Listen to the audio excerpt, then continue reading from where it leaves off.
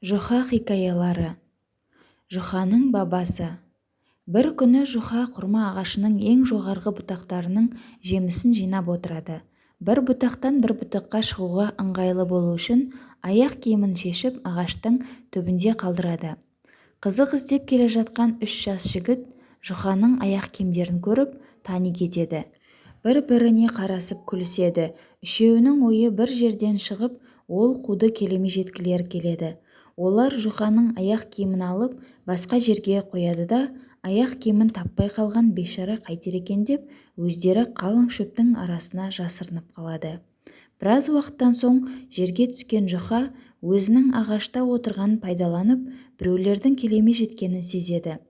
Елегізіп тұрған көңілі ұрылардың алыста емес екенін аңғартады. Біраз ойланып тұрады да, ұрыларда естісін деген ниетпен даусын шығарып, мен ағашқа қайта шығамын. Егер қайтадан жерге түскенімде аяқ киімім орнында тұрмаса, бабамның істегенін істеуге тура келеді дейді. Сөйлеп жүріп ағаштың басына өрмелеп шығып, ботақтардың арасынан көрінбей кетеді. Ол әндетіп құрма теріп жатқанда, мұның сөзін естіген 3 қылжақбастың зәре-құты қалмайды. Біріншісі, мұның жаман бабасы не істеген екен, дейді. Мен ештеңесін білмеймін, дейді екіншісі. Үшіншісі ұзақ ойланып, бір нәрсені есіне түсіргісі келгендей болып отырады. Әлден соң ол 2 досының иықтарына қолын салып, оларға сыбырлап, ауылдың шалдарынан бір ұрыс-керіске байланысты жұрттың біреуді шеттеткені туралы әңгіме естіп, бірақ жете түсінбеген едім. Есімде қалғаны, әлгі адам өш алу үшін 20 шақты көршісін балтамен шауып өлтіріпті. Сол осының бабасы шығар, дейді. Екіншісі шыдамсыздана мойнын қасып, бір ешкінің дауында қарттардың шешіміне риза болмаған біреу бүкіл ауылды егінімен қоса өртеп жібергенін әкемнен естідім. Егер өртеуші жұқаның бабасы еді десе, мен ешбір таңданбаған болар едім, дейді.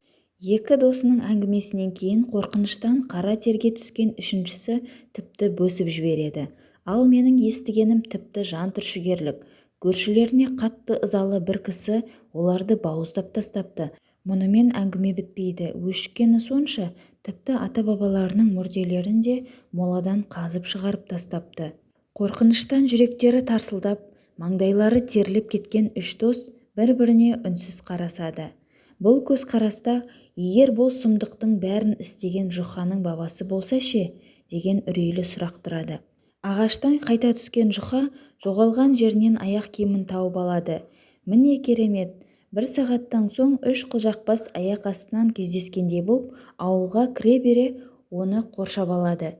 Орталарындағы батылдау біреуі, жұқа, бабаңның не істегенін айтып берші, деп сұрайды. Сендерге аяқ киімімді қайтартқызған сол екен ғой. Менің бабам аяқ киімін ұрлатып алып, ұрылар қайтарып бермеген соң, біздің ауылдың ешбір адамы ешқашан істей алмаған істі істепті. Ол не істепті, деп үшеуі бірдей жамырап қоя береді. Не істегені сол, үйге жалаң аяқ келіпті, деп жұқа қарқылдап күліп жөніне кетеді. 3 дос одан өш алуға келіседі. Бірнеше күннен кейін әзілкешіміз жеміс жинауға тағы да құрма ағашының басына шығады. Бірақ бұл жолы аяқ киімін шешпейді. Оны аңдып жүрген үшеуі бұған қатты өкінеді.